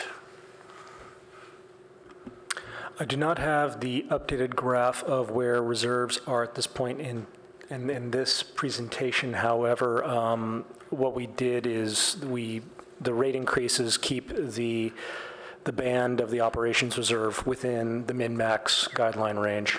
Yeah. Because what I found particularly helpful in looking at these is this chart, which shows that, you know, our rates are below our costs for the current fiscal year and next fiscal year. So one of the reasons, as I understand it, we're raising the rates is so that we can actually cover our costs.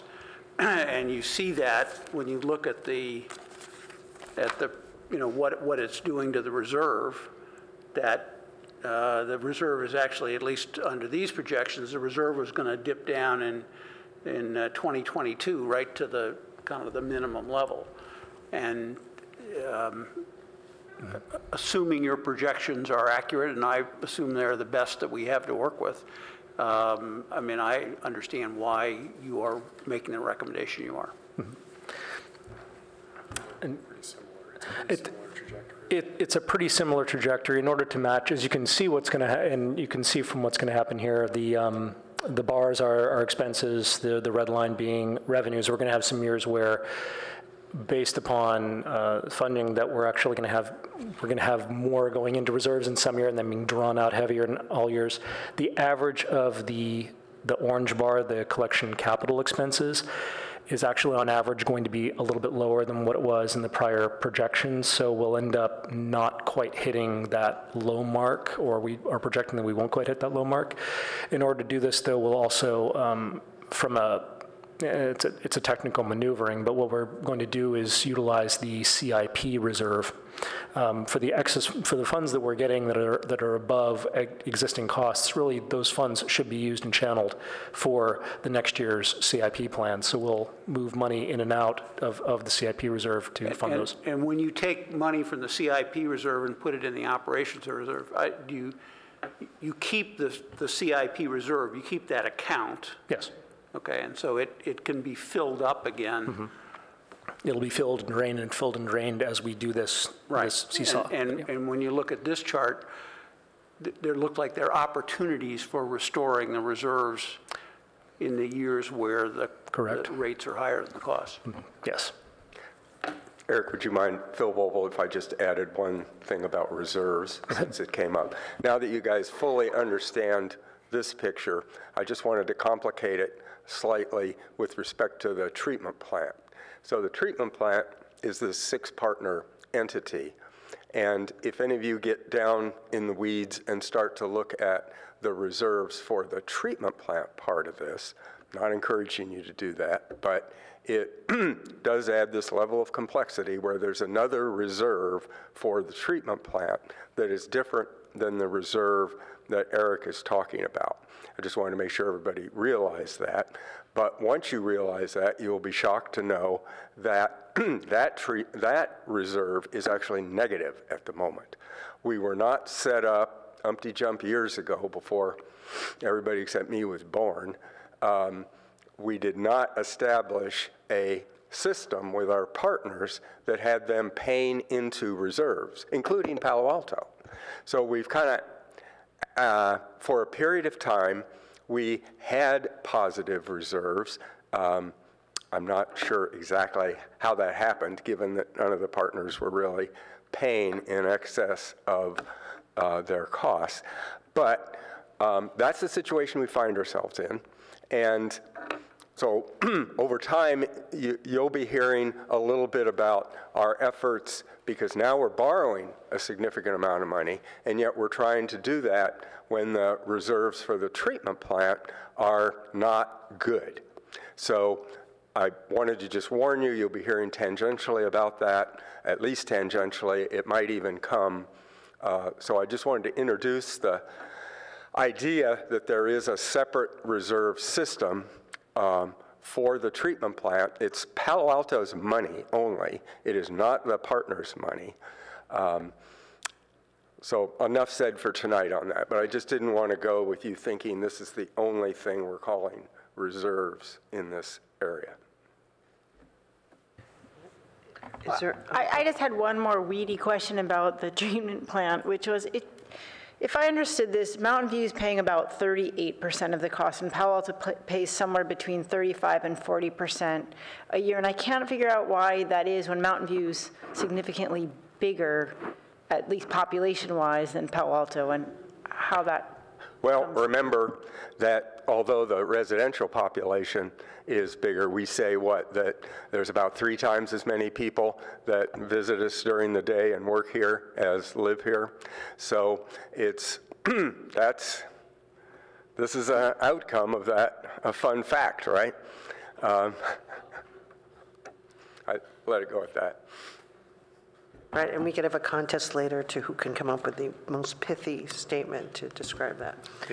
They do pay for their imported products, for the treatment of their imported products. So it's not just the residents paying for it. Is there anything you think that, Tom, that the City Council would need us to ask questions about or sort of clarify before we make our recommendation? I think you guys have covered it. Okay. Then is there any more discussion, or do I hear a motion? I'll move that we recommend the staff recommendation to the council. Okay, second. I'll second the motion. Okay. Let me just clarify that is, the staff recommendation, which includes the adjusted capital improvement program projections. Thank you. And all in favor? Aye. Opposed? Okay, so we're done with that. Thank you, gentlemen and lady. Now we're going to get an update on the fiber and AMI planning, which has only been given 5 minutes, so I'm assuming it's a very brief update.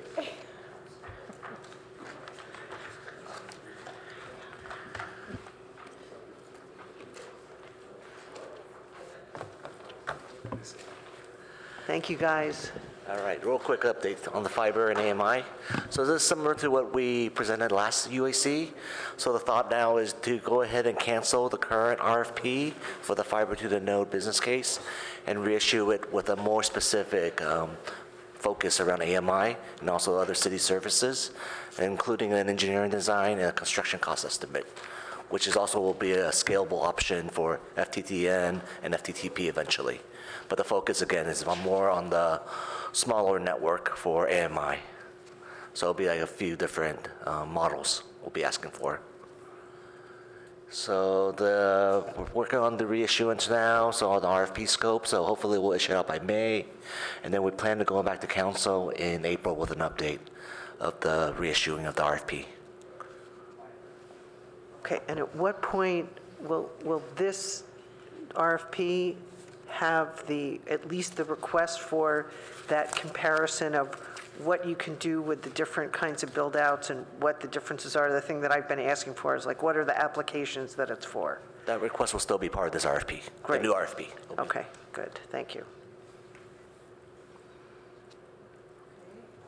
Any questions, comments, Terry? Okay, then thank you. And then now we're almost back on track. So selection of potential topics for discussion at future UAC meeting.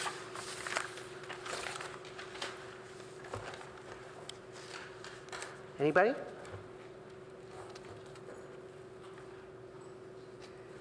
Don't we have a backlog of topics that we've, I mean, I realize I haven't kept a very good list, but my sense is there are a number of topics that people have suggested in prior meetings that,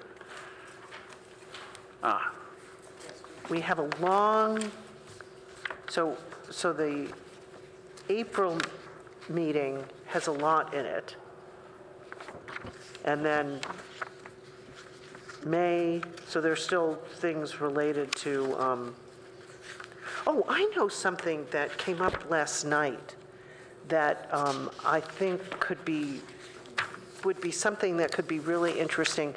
And I don't know, we may have to go outside to get people to do it. But one of the things in looking at the city council's goals of, responding to climate change, it struck me that, and looking at the emphasis on housing, that it could be really useful to know what kinds of retrofits could be done to different kinds of housing stock to make a difference. So for example, we have all these Eichlers in town. Okay, are there some best practices that could be done? Here are these wonderful design Eichlers that are just really great houses that people like. Are there things that could be done that could make an impact on their carbon footprint that we could know about? So rather than just saying prescriptive of we're going to electrification or we're going to heat pumps where that doesn't work for everybody, what about some other things that might be more general that people could do both for new construction and retrofits? And I would imagine that there are companies that specialize in that. I don't know that, that might be willing to make a presentation for us. Yeah, so on the new construction front, the state's put out some very heavy-duty REACH codes, or heavy-duty codes for 2019, and we're also looking at REACH codes for Palo Alto as well to raise efficiency standards even higher. So I think with new construction, we've plumbed the depths of what we can for efficiency, but for retrofits, that's where our utility efficiency programs come in, and particularly our Home Energy Genie program. So our vendor, Clear Result, is pretty in tune with the types of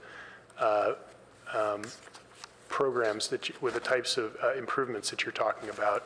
I don't know that it's that a recent example is we've started to take some measures to channel people towards installing attic insulation. Obviously, this isn't necessarily something that's, I think, directly applicable to Eichler's, but for those with attics, we've incorporated into the program when they get their home audit, they'll actually get a quote for installing attic insulation and a list of contractors that do business in Palo Alto. They can go to whatever contractor they want, collect a rebate, and the idea is to get people to actually act on the audits that we do when we get them into that retrofit program. No, I'm just, but, I think that this, and I'm the Home Genie programs and those kinds of things, that's all good. I'm not dissing that at all. Mm-hmm. I'm just saying that if this is really a major emphasis on housing and how do we do a better job and be more green in housing, I think we could, I don't see clear result as being the place to go to, the company to go to. I mean, I think it would need to, and something that, sort of really hooks people because it's exciting and interesting and, it's something that's part of our heritage, the Eichlers. And so I just think it would, we want to, one of the things that seems to be a big motivator in town is people having pride in what they're doing and bragging rights and whatever. So let's do something that's relevant to our community that could really get people excited. So I think, and I'll keep my ears open and maybe other people can too, to sort of find somebody, like I don't live in an Eichler, but maybe somebody who lives in an Eichler knows about an architect who really, they've done this sort of thing. So I think that it just could be something that could be very specific, that fits with what the city council direction is, that could be a really positive thing that gets to the larger goal of reacting to climate change and what to do to improve our response. That's all. Okay. So, I have a question on the some of the topics for April. The Green Acres update, is that intended to be a discussion or an action item? I'm just remembering last time we had it as an action, but I think the UAC just really needed to process the issue and we didn't end up taking action. Will this be an opportunity, having studied it further, to actually try to make some policy recommendations to the City Council? Yeah, I think this time it'll actually be an action item moving forward on this because my own personal feeling is that we're probably going to have to go to council and get some direction and put some policy pieces in place. Then I'd really want to have that chart that says, here's the difference in outage and. Right. I think understanding the economics and the reliability would be incredibly helpful to be part of that discussion. Okay.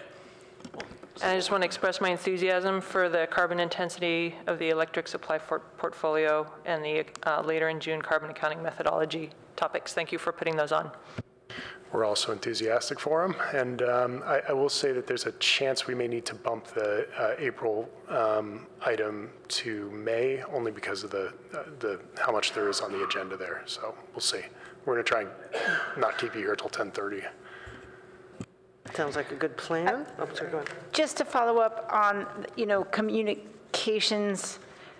As I recall, after the race, the booths, there were some informative booths for residents. So I don't know, maybe there's some other information we can be thinking about to disseminate as part of that.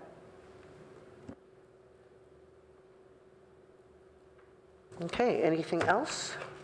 Then do I hear someone move to adjourn? I move we adjourn. Okay.